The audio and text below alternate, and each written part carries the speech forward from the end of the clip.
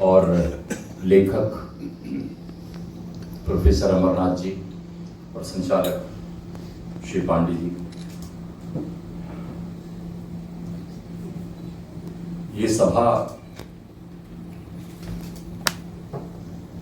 साहित्य और भाषा के हितैषियों की है, तो मैं समझता हूं कि ये बहुत बड़ा एक अवसर है। और राकेश पांडे जी ने जो इस तरह इसकी व्यवस्था की है कि ये हाल खाली न जाए, वो कार्यक्रम रिक्त न हो, और उसकी जो ये व्यवस्था होगी बहुत अच्छी है। मैं अमरनाथ जी को लंबे अरसे से जानता हूं, कलकत्ता में रह चुका हूं, तब भी इनकी कीर्ति बहुत ही अच्छी थी, इस मायने में कि वहां पर रह के अपनी भाषा का आंदोलन चलाना बहुत ही मुश्किल है। कलकत्ता के बांग्ला परिवेश में आत्महीनता का शिकार जो हिंदी भाषी होता है, पर्याप्त वहां उसकी व्यवस्थाएं हैं, लेकिन वही कलकत्ता है जहां से हिंदी का उद्घोष भी हुआ था, गौरव गाथा के रूप में। कलकत्ता सर्वोपरि है हिंदी को आगे बढ़ाने में, हिंदी के लेखन, हिंदी के पत्रकारिता या नवजागरण इत्यादि। और उस दौर में अमरनाथ जी ने अपना अध्यापन कार्य करते हुए, और आलोचना का प्रमुख कार्य उनका है, जैसा कि आपने देखा बहुत सारी किताबें उन्होंने, हिंदी आलोचना का जो आलोचनात्मक इतिहास है वो अभी हाल में आया है, और उसमें उनकी जो स्थापनाएं हैं काफी दिलचस्प हैं, विवादास्पद भी हैं। जैसे भी सेक्टेरियन एटीट्यूड के साथ इन पांडे जी ने कहा कि अमेठी के जनपद के बुला रहे हैं, तो कुछ इसी तरह किसी भी व्यक्ति को एक विशेषत्व से देखना, एक पहले ही आरोपित दृष्टि या जो कि उसकी सार्वजनिक छवि है, उस छवि को अंकित करके देखना। आलोचक वही है जो नटशल में बता दे। तो इस तरह से इन्होंने अपनी आलोचना को भी व्यवस्थित रूप दिया है। उसका इतिहास लेखन, बहुत कम लोग हैं यहाँ इस सभा में, डॉक्टर हरिराम पाठक हैं और भी हैं आलोचक। आलोचक आलोचना तो करता है, लेकिन आलोचक आलोचना भी करे, और आलोचकों के काम को जो यत्र तत्र बिखरा है, जो कि नेपथ्य में है, अप्रकाशित है लगभग, उसको प्रकाश में लाए। इतनी शुष्क विधा है आलोचना की, आलोचना के नाम से ही कई लोगों को कुछ ऊब सी होने लगती है, इसलिए कि आलोचना की भाषा बहुत ऊब भरी है। उस ऊब में कोई उजास हो, कोई रागात्मकता हो, कोई पर्सनल अप्रोच हो, कोई नई दृष्टि हो, इसका स्थापन करना बहुत ही मुश्किल काम है। लेकिन अमरनाथ जी ने लगातार, चूंकि मैं आलोचना में भी रुचि लेता हूं और ये पढ़ता हूं कि इस व्यक्ति ने क्या आयत्त किया, आलोचना की उसकी अपनी दृष्टि क्या है। अगर पाठालोचन है, जैसा कि अपनी आलोचना में पाठालोचन को भी एक स्तंभ के रूप में माना है अपने आलोचनात्मक इतिहास में, तो पाठालोचन की उसकी अपनी दृष्टि क्या है।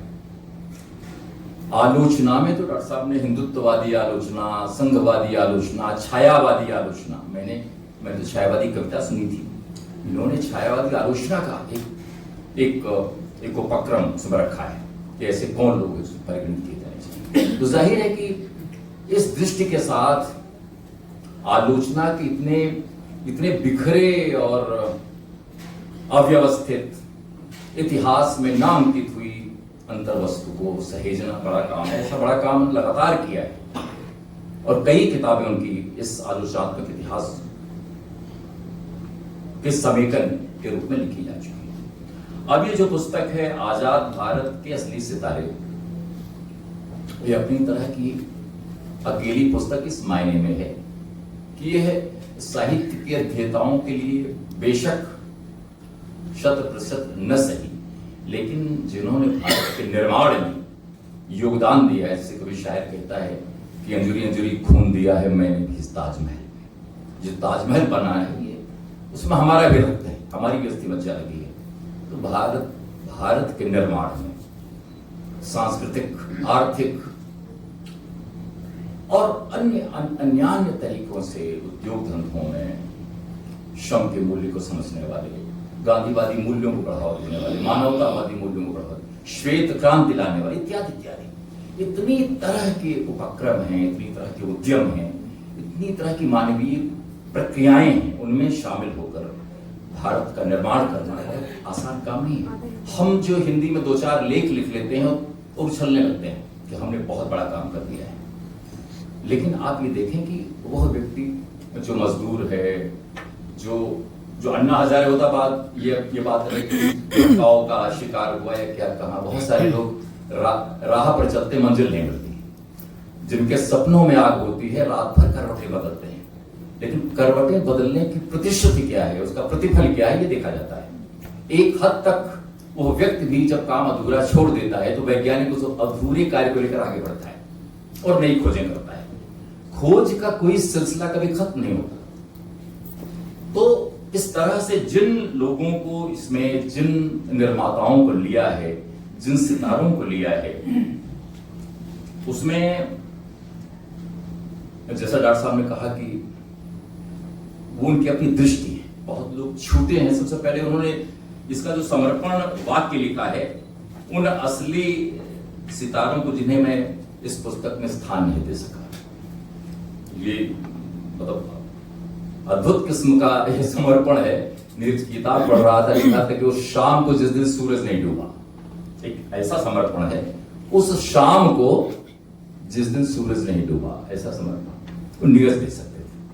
तो जिन्हें स्थान नहीं दिया उनको आपने समर्पित किया है, बहुत अच्छी बात है। इसका मतलब है कि आपके अंतःकरण में कहीं न कहीं वे लोग हैं, चिन्हित हैं, और इसके अनेक खंड बन सकते हैं।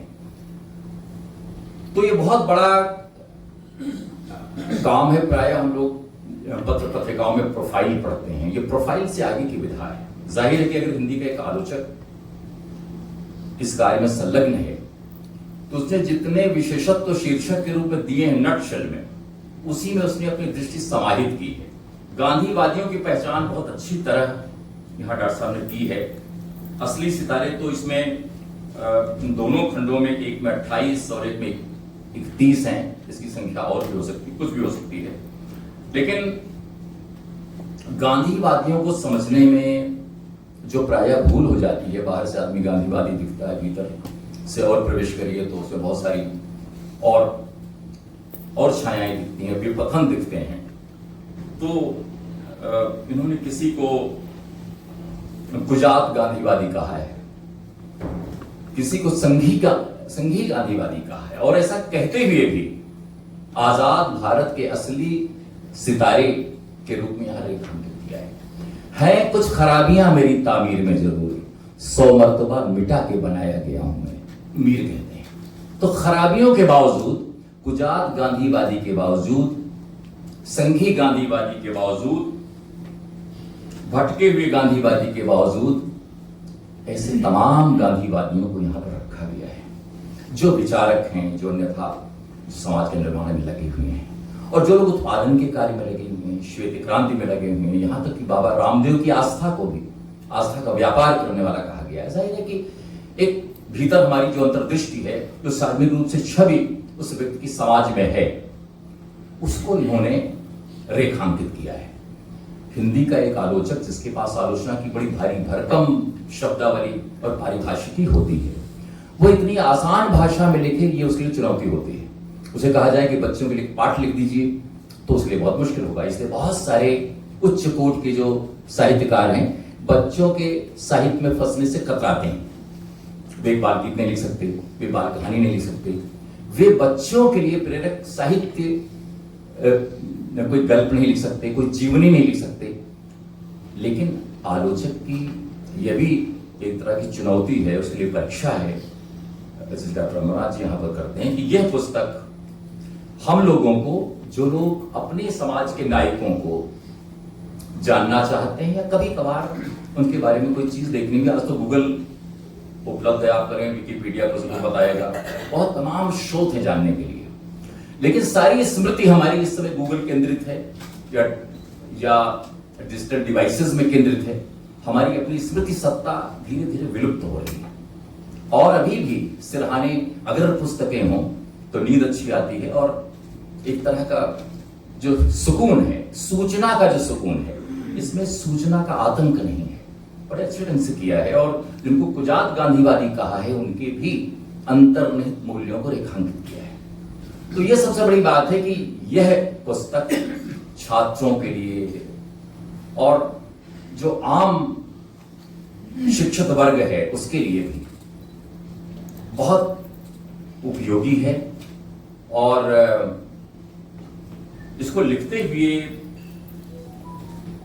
इन्होंने ये ध्यान रखा है कि सूचना जो भी उपलब्ध है उसके बारे में जिन लोगों के मतांतर है उनको भी कोट किया है और अपनी बात भी बीच बीच में रखी है। ऐसे व्यक्तियों के साथ, ऐसी महनीय विभूतियों के साथ जब हम उसका लेखा जोखा करते हैं, उसकी जीवनी लिखते हैं, उसके बारे में बताते हैं, तो बहुत सारी हमारे पास सूचनाओं का संजाल होता है, सूचनाओं का प्रवाह होता है, भाव और स्फीति का भी वाक विस्फोट होता रहता है। हम कहां पर अपने को संयमित करें, वाक्य कहां पर रोकें, कितनी विशेषता को आगे जाने दें, ये बड़ी चुनौती का काम है। लेकिन सबसे बड़ी बात है जो संग्रहण क्षमता है, जिसको अदृश्य के मधु संचयी किसी कवि ने कहा था, यह काम बहुत धीरे धीरे का है। फाइलें तैयार करना, व्यक्तियों के बारे में तैयार करना, जैसे शब्दकोश तैयार करना होता, पूरा एक एक पट्ट पर लिखना होता और बाद में सब समेकित करना होता, आसान। तो फिर डिजिटल तमाम चीजें हैं कि आप फाइलों को समेट लें, किसी तरह से उसे आप संसाधित कर लें। लेकिन पहले की जो प्रक्रिया है, तो व्यक्तियों के बारे में प्रोफाइल लिखना, ये अभी भी बड़ा चुनौतीपूर्ण काम है, इसलिए कि इतनी सारी सूचनाएं हैं, उनको एकत्र करना, उनका वर्गीकरण करना और उन वर्गीकरणों के आधार पर उनके महत्व को रेखांकित करना और अपने लक्षित पाठक वर्ग तक, क्योंकि इसे कोई हिंदी का आलोचक, कोई डॉक्टर नगेंद्र, कोई डॉक्टर नामवर सिंह जैसे लोग नहीं पढ़ने वाले हैं, लेकिन ये उन विद्यार्थियों के लिए बहुत उपयोगी है जो विभिन्न प्रतियोगी परीक्षाओं के लिए जाते हैं, और वे चाहे जिस क्षेत्र के विद्यार्थी हों, लेकिन कम से कम जनरल अवेयरनेस के रूप में ये सारे नायक, ये सारे जो सितारे हैं जिनको कहा गया है, उन पर सवाल आते हैं, उन पर